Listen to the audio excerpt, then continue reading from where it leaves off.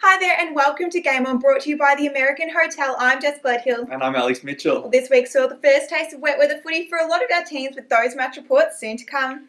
Later on in the show, we're going to meet a few of the players from Lockington Bamawm United before we check out Victoria Park on Wednesday night when North Melbourne champion Boomer Harvey came to town to meet the players from Echuca Junior Football Club. Echuca United's under-14s got their first taste of the Echuca Fashion Centre Workwear first handball competition. Moama Football Club's Lachlan Carter brings us this week's fixtures, and we also have a rundown from coach Travis Edwards following Tongala's third straight win in the Murray League. Let's get underway. This is Game On.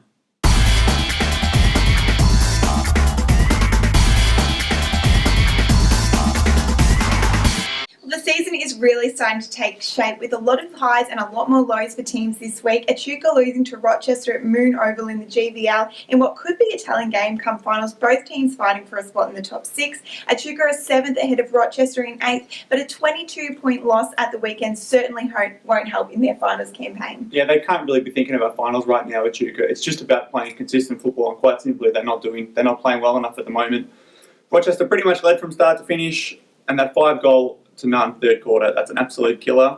They did have the win, but the endeavour from the Rochester midfield was just a little bit too much, gave their forwards a bit too much opportunity for the Murray Bombers defenders to deal with.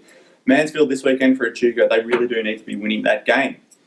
Over in the Murray League, Moama went to Nathalia, missing a few of their guys with injuries, as we know, but they did fight pretty hard, and they even kicked the first 3 goals of that last quarter to really push Nathalia, but they just couldn't quite hold on in the end. Yeah, look, Nathalia certainly showed why they're undefeated, but Moama looked to be on the same level as them through most of the game. They just looked a little undermanned in the fourth quarter, with players going down due to injury.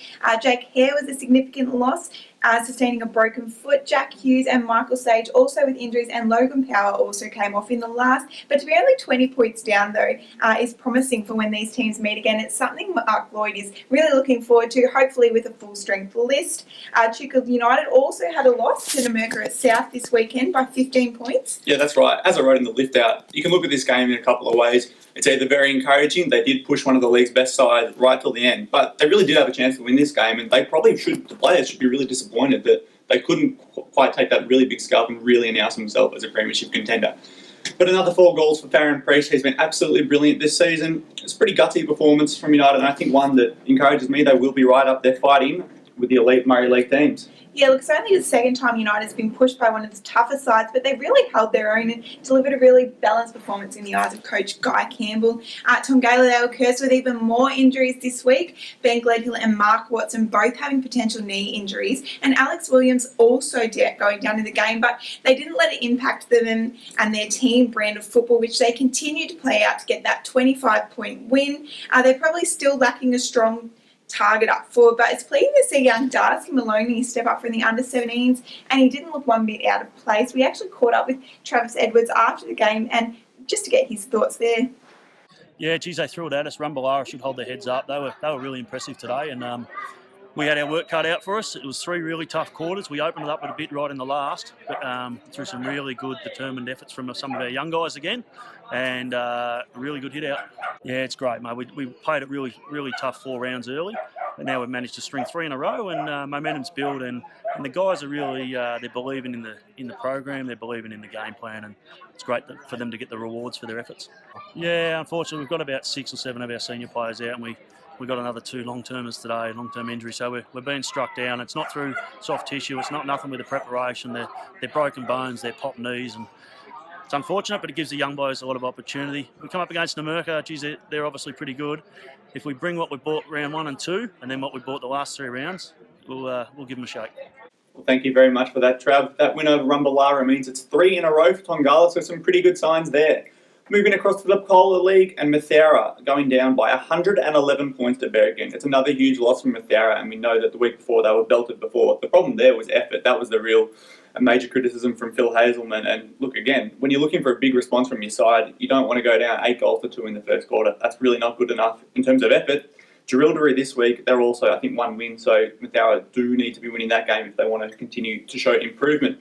But a more positive note in the Pocola League, Pocola United, a 12-point win against Blighty. And both teams came into this game undefeated. So this was a huge game, maybe the game of the round, and they did answer that challenge. If the game was tight all game long, but the leaders in the last quarter for Pocola United were able to just see off that Blighty challenge, Brilliant win, and that's 15 straight wins dating back to last season for Picola United, so brilliant form from them. Yet in the Heathcote League, Leachfield Gunbow knew they were walking into a challenge this week, but they just weren't up to their task, enduring a 68-point loss to North Bendigo, who are undefeated this season. And North Bendigo just looked to dominate around the stoppages and in the middle of the ground, which is usually where the Bombers are their most dangerous. The Bombers facing their first loss for the season, which is definitely tough to take, and also they missed a lot of tackles, which Matt Hawkins said was quite uncharacteristic for the team. Hopefully they can regroup this weekend ahead of White Hills. But yeah, we'll take a short break now.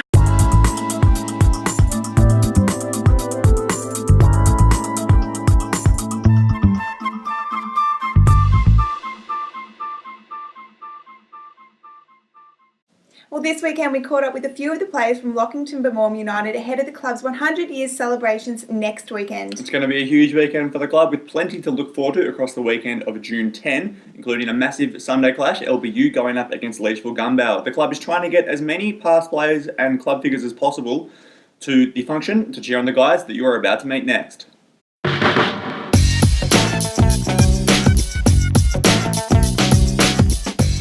Probably Joe Watson. Anthony McDonald, Tip and Woody. I would say Dyson Heppel. Woody Hero, Joel Selwood.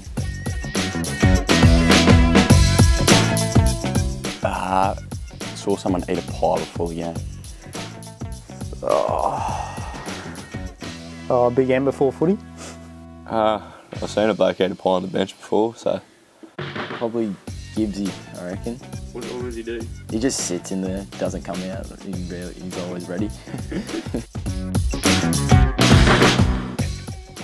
Simon Stewart. Matt Hinks. Worst haircut. Matt Hinks. Probably myself.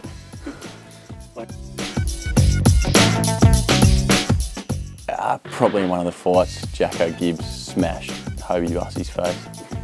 I've seen a cartwheel back tackle. I don't know, it was weird. But I was water boy for John Halloran's team back in when they won the flag, and he was asking for a water off the opposition at White Hills, and he threw the bottle over the fence into the botanical gardens.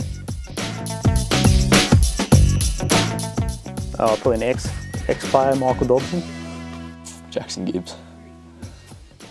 Probably Jackson Gibbs. I reckon coach. There's a few of them. The coach. I'll put myself under there. Rowdy. And yeah, Michael Dobson. He used to be there. He was always ready for a fight. Nice, mate. Roger. Well, it was great meeting those guys and just shows the amount of talent that we have in our area. Well, while you had the chance to meet some of those future stars, I was meeting one of the greats of Australian rules football, the game's record holder, Boomer Harvey from North Melbourne. He paid a visit to the Echuca Junior Football Club. As you can see in the background, got all the jumping castles and everything like that with the kids. So part of the program, come up here with Toyota and run a few clinics for the kids. And at the end of the day, it's just about having fun and making sure the kids are participating in a good sport. Do you get up this way much? I do. I actually come up to past Echuca every year for Christmas and go up to Mathaura for a family holiday. So I knew which way to come anyway. That was a good drive. When you dig deep into local footy, it's about the grassroots of it. And I've gone back now that I've retired from AFL footy.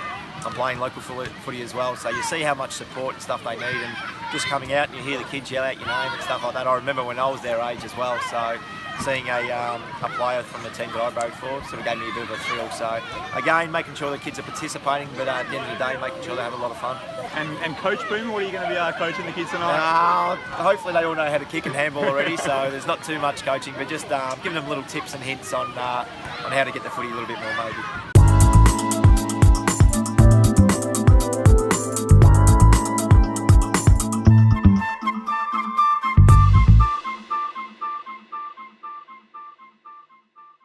Well, not a bad experience for those kids there. Before we get into this week's fixtures, let's take a look at all the netball from around the district. And we'll start in the GVL. Echuca, a 10-goal win over Rochester on Saturday. They weren't too pleased with the performance, as we've been saying throughout the season. Inconsistency is still a little bit of a problem for Echuca. They were probably more consistent in their last loss than in this win, but they were thrilled, of course, to get their second win of the season. Defensively, another very strong performance. And the game was pretty tight through the second half. But Echuca, just late in the game, able to pull away Mansfield this week. Another winnable game, I think.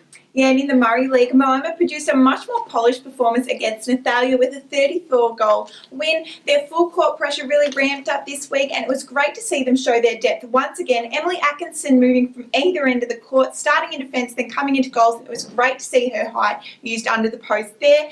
They're the only side remaining undefeated this season in the Murray League, with Echuca United defeating Numurkah on Saturday. Yeah, that's right. Numurkah were the second last remaining undefeated team, and United, they obviously expected a pretty tough game coming in, but I guess it really wasn't to be. They were just too good for them in the end, and defensively things are really starting to click for United, only giving up 25 goals in this game, and I think we're going to be saying it most weeks. Another strong defensive performance. They're still right in touch with those league's top sides. At Tongala, also another consistent intensity brought to this game against Rumballara on Saturday, probably the most consistent all season, crushing their A-grade side by 63 goals. Katie Mulholland was a star, creating a lot of turnovers throughout the game with plenty of intercepts for the Blues. Tracy Hughes, another standout under the post, and their connection on the court is just great to watch. They've got some challenges coming up with Numurkah and Denny, so it'll be good to see a few players hopefully returning to that side soon. In other games, Leachfield Gunbow kept its position in third with a 17-goal win over North Bendigo. Mathaura suffered a loss to Berrigan 63-32, and Bacoli United failed to get its third win, going down to Blighty at 28-39. We're going to hand it over to Lachlan Carter now, who will bring us this week's fixtures. Hi, my name is Lachlan Carter. I'm 12 years old from the Moama Junior Football Club. In the GVL this week, Echuca take on Mansfield at home. In the Murray League, Tongala will host Numurkah. Echuca United play Mawela at home. And Moama will play Congupna away. In Heathcote League, Leachfield Gunbow will play White Hills at home. And LBU will host Colbernabin. Across in the Bacola League, Bacola United play Yarrawira away, and Mathaura will play Jerilderie at home. Well, thanks for that, Lachlan. During the week, we headed to Echuca United with the under-14s for their taste of the Echuca Fashion Centre's Workwear First Handball competition. Welcome again to the Echuca Fashion Centre Workwear First Handball competition. We're here at the Echuca United Football Club today. The under-14s are going to be competing for the prizes from Echuca Fashion Centre. Rules today, 3 handballs each. Top 2 scorers move through to the semi-finals. Let's meet today's competitors. I'm Jaden Talbot. I'm Brady Lloyd. I'm Shane Cartwright. I'm Corey Garner. And I'm Jesse Kempin. Oh, yeah. Oh, yeah.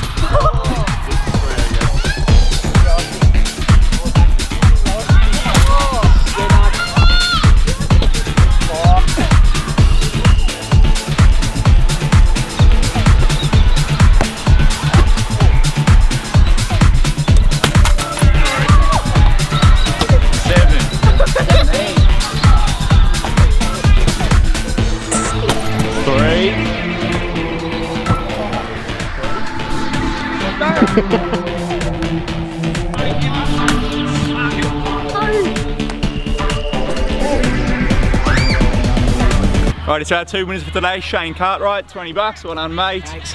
And we had Brody Lloyd, $20 to you as well, well done boys. Well done to Shane Cartwright and Brody Lloyd there for getting the wins. They'll be heading through to the semi-finals to join Matt and Mackenzie from last week. Well, that just about brings us to the end of this week's show. Be sure to tune in to riverineherald.com.au next Thursday evening when we meet some of the players from the TAC Cup Bendigo Pioneers. Be sure to grab your edition of Monday's Riv to see if you're at the American hotels facing the crowd, and keep watching now for all the best photos from the weekend's action.